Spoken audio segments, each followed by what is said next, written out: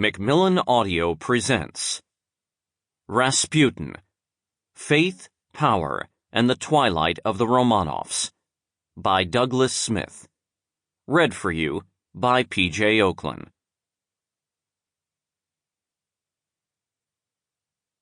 Auch behauptet man, die Tölpel, als sie an das Meer gelangten und gesehen, wie sich der Himmel in der blauen Flut gespiegelt. Hätten sie geglaubt, das Meer sei der Himmel, und sie stürzten sich hinein mit Gottvertrauen, seien sämtlich dort ersoffen. Heinrich Heine, Atatrol, Kaput 12. It's also said that these fools, upon reaching the ocean shore and having seen how the sky was reflected in the blue tide below, believed that the sea must be heaven, and in they plunged with faith in God, and all were drowned. Author translation, based on Hermann Scheffauer, 1913.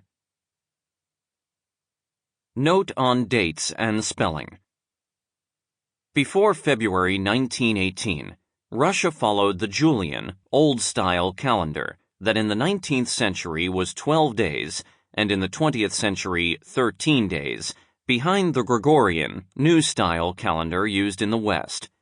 In January, the Bolshevik government decreed that Russia would adopt the Gregorian calendar at the end of the month. Thus, 31 January 1918 was followed the next day by 14 February.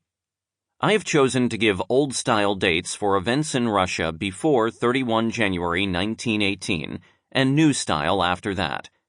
Wherever there is a chance for any confusion, I have added the notations OS or NS. I have used a modified Library of Congress format for transliterating Russian words and names into English, and have kept the masculine and feminine endings of Russian surnames, Grigory Rasputin, Maria Rasputina, for example. In cases where individuals are better known by the English versions of their names, such as Tsar Nicholas II, I have used these and not transliterations of the original. Introduction. The Holy Devil. On a bright spring day in 1912, Sergei Prokudin-Gorsky carried his large tripod camera down to the banks of the Tura River in the remote Siberian village of Pokrovska. One of the great photographic innovators of the age, Prokudin-Gorsky had developed a technique for taking vivid color photographs, images that so impressed Emperor Nicholas II of Russia, he commissioned the photographer to record his empire in all its diverse splendor. His camera captured a typical rural scene that day. The white village church, bleached in the sun, rises above the simple houses and barns. Crude log structures, brown and gray, gathered around it.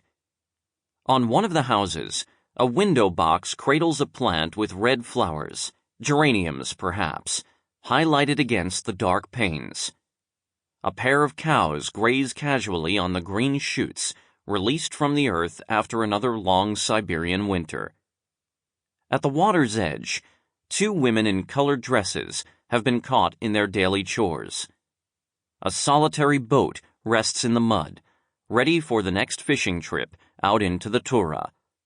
The image recalls so many similar anonymous villages that Prokudin-Gorsky photographed in the final years of Tsarist Russia.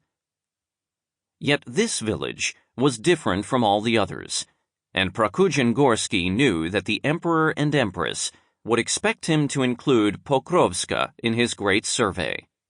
Pokrovska was the home of the most notorious Russian of the day, a man who in the spring of 1912 became the focus of a scandal that shook Nicholas's reign like nothing before.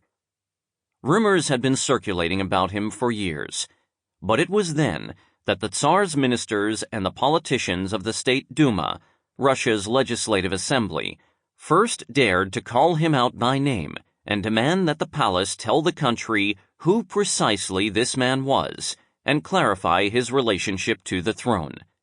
It was said that this man belonged to a bizarre religious sect that embraced Sample complete. Ready to continue?